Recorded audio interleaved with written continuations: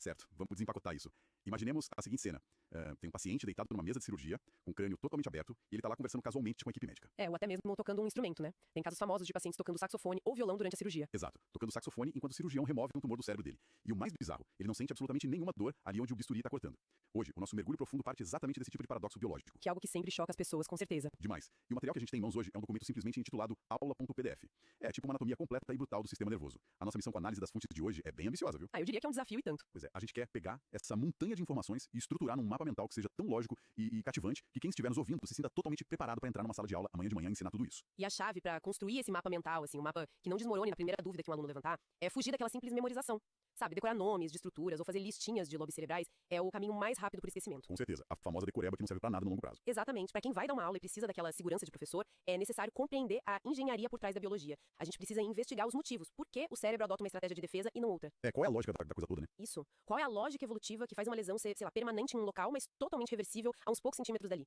Quando essas engrenagens causais ficam claras na nossa cabeça, o conteúdo se fixa permanentemente. Maravilha. Então, seguindo essa lógica de entender a engenharia, acho que o melhor ponto de partida para essa nossa sessão de estudos é olhar para o próprio hardware da máquina, certo? O nosso sistema nervoso tem uma arquitetura que é dividida em dois grandes blocos. O primeiro é o sistema nervoso central, que engloba o encéfalo, né? E aqui sempre vale um lembrete importante para quem tá anotando. O encéfalo não é só o cérebro. Ele também inclui o tronco encefálico e o cerebelo. E claro, junto com a medula espinhal. Perfeito. E aí a gente tem o segundo bloco, que é o sistema nervoso periférico. Esse é composto pelos gânglios e por toda aquela rede de nervos que fica espalhada pelo corpo. Eles se dividem entre os aferentes, que captam os sinais lá da ponta e enviam para cima, e os eferentes, que trazem os comandos de volta para os músculos. E para traduzir essa arquitetura toda de uma forma bem visual, bem didática para uma turma, a gente pode usar a metáfora de um imenso data center corporativo. Imagina a substância cinzenta, que fica ali concentrada na camada externa do córtex cerebral. Ela opera como se fosse a sala de servidores principais. A sala dos servidores, tá? Onde a magia acontece. Isso, é ali que residem os corpos celulares dos neurônios, que são basicamente os nossos processadores biológicos. Eles interpretam os dados e tomam as decisões. Por outro lado, a gente tem a substância branca, que fica nas camadas mais internas do cérebro e vai descendo pela medula. Essa substância é o nosso cabeamento de fibra óptica. Cara, essa analogia é sensacional para quem vai dar aula. Servidores e cabos de fibra óptica. Ajuda muito, né? A substância branca é formada por feixes bem densos de axônios, que são revestidos por mielina.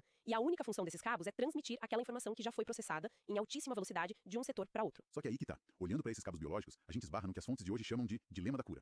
Olha só que loucura. Se um acidente rompe o cabeamento periférico, tipo um nervo no braço, o corpo tem um protocolo de reparo que é absurdamente eficiente. Mas se o dano é no cabeamento central, lá na medula espinhal, o resultado costuma ser definitivo. É uma discrepância gigantesca. E isso obriga a gente a perguntar qual é a diferença mecânica, de fato, entre esses dois ambientes. Pois é, o que muda tanto de um pro outro? A diferença, na verdade, está na equipe de manutenção de cada área. Lá no sistema nervoso periférico, a gente tem umas células auxiliares, chamadas células de Schwann, e o perfil delas é altamente pró-regenerativo. Se o nervo periférico é cortado, essas células trabalham junto com macrófagos, limpando os detritos rapidinho. Elas fazem a faxina no local da lesão. Exato. Fazem a faxina e formam meio que um túnel, um tubo de regeneração. Esse tubo serve para guiar o nervo para ele crescer de volta em direção ao alvo dele. Só que no sistema nervoso central, os cabos são revestidos por um outro tipo de célula, os oligodendrócitos. E quando rola uma lesão por lá, a resposta imune é outra história. É aí que o bicho pega, né? A tal da cicatriz glial. Isso mesmo. A limpeza celular é super ineficiente e, o pior de tudo, o corpo forma essa cicatriz glial e libera ativamente várias moléculas inibitórias. Essas moléculas literalmente bloqueiam o crescimento de novas terminações nervosas. Espera aí, então quer dizer que a evolução simplesmente cometeu um erro de design gravíssimo. Se o sistema nervoso central é o computador principal, o cara que garante a nossa sobrevivência, não consegue consertar os próprios cabos e ainda cria uma cicatriz que impede o reparo. Só como um bug no sistema. A gente fica paralisado por uma lesão que, se fosse no braço, curaria fácil. À primeira vista, parece mesmo um erro grosseiro da natureza. Mas a verdade é que isso é uma medida extrema de segurança. É uma quarentena. O sistema nervoso central é um circuito com, bilhões de conexões milimetricamente ajustadas. Um caos organizado. Perfeitamente. O corpo entende que tentar reconectar um cabo rompido no meio desse ambiente tão caótico poderia gerar uma ligação errada. E uma ligação cruzada no cérebro ou na medula não causa só uma perda de sensibilidade. Pode gerar convulsões incontroláveis, dor crônica insuportável ou até espasmos mortais. Caramba. Então a evolução basicamente olhou pra isso e pensou, melhor isolar a área do que arriscar um curto-circuito que mate o indivíduo. Exatamente isso. O isolamento, a cicatriz, é o preço alto que a gente paga pela nossa... O porquê de uma lesão antiga na medula ter praticamente zero chance de curar sozinha. Mas, e aqui a coisa fica interessante, as nossas fontes mencionam um estudo sobre uma molécula chamada polilaminina. Traz até o caso de um paciente, o Bruno, com lesão cervical completa em 2018. Tem uma ponta de esperança aí. Tem sim, e o que torna a polilaminina tão fascinante é o fator tempo. No caso que o material cita, essa substância foi injetada no paciente em menos de 24 horas depois do trauma. Tem uma janela de oportunidade super apertada, então. Ela já se estabeleceu. A ideia é introduzir um polímero que altera o microambiente da lesão antes daquela resposta inibitória tomar conta de tudo. Entendi. Então ele meio que burla o protocolo de segurança. É bem isso. A polilaminina tenta criar um suporte temporário, tipo um andaime químico mesmo. Ela sinaliza pros neurônios que é seguro tentar crescer através da área que foi rompida, driblando aquela quarentena rígida que a gente acabou de falar. Sensacional. Bom, se a estratégia principal foi abandonar o reparo em prol da segurança, o corpo precisava garantir que esse hardware quase nunca fosse danificado no dia a dia. E isso nos leva à segunda parte do nosso mapa mental, a blindagem do cérebro. A fortaleza dupla. Isso. As fontes descrevem duas camadas de proteção que a gente pode chamar de o aquário e a alfândega. É uma ótima forma de estruturar a aula.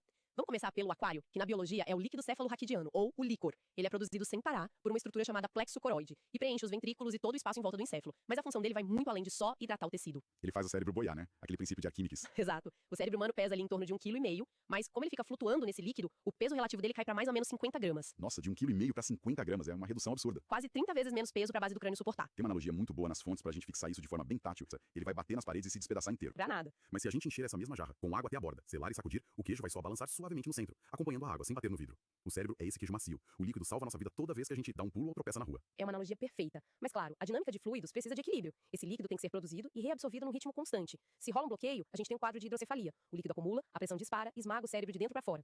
Mas tem um detalhe nas nossas notas sobre uma condição muito sorrateira em idosos. Ah, a tal da demência reversível? Isso, a hidrocefalia de pressão normal. Cara, esse é um ponto de atenção máxima. A fonte diz que muitos idosos começam a ter confusão mental, perdem a memória recente, começam a arrastar o pé para andar. O diagnóstico rápido, quase no automático, grita Alzheimer. Mas na verdade, é o nosso aquário transbordando em silêncio, não é? Exatamente. Diferente de uma criança com hidrocefalia aguda, onde a pressão sobe de uma vez, no idoso os ventrículos vão dilatando bem devagarinho. O líquido acumula sem dar picos de pressão, e o que acontece é que essa dilatação crônica acaba esticando e distorcendo umas fibras nervosas super importantes ali perto, chamadas de coroa radiada. E esse estiramento bloqueia os comandos do cérebro. Bloqueia totalmente a comunicação. É que se fizer uma cirurgia simples para drenar esse excesso de líquido, as fibras relaxam, a comunicação volta ao normal e os sintomas simplesmente somem. Uau! É a diferença entre uma sentença sem cura e um problema puramente mecânico. Isso é fantástico. Mas saindo dessa proteção física, a gente tem a proteção química. A segunda muralha, a nossa alfândega. A famosa barreira hematoencefálica, uma infraestrutura de segurança que é colossal. São cerca de 640 quilômetros de capilares sanguíneos lá dentro, não é? Tudo revestido por células com junções tão apertadas e patrulhadas por astrócitos que o sangue normal do corpo nem encosta nos neurônios. É um santuário. Sim, um santuário isolado.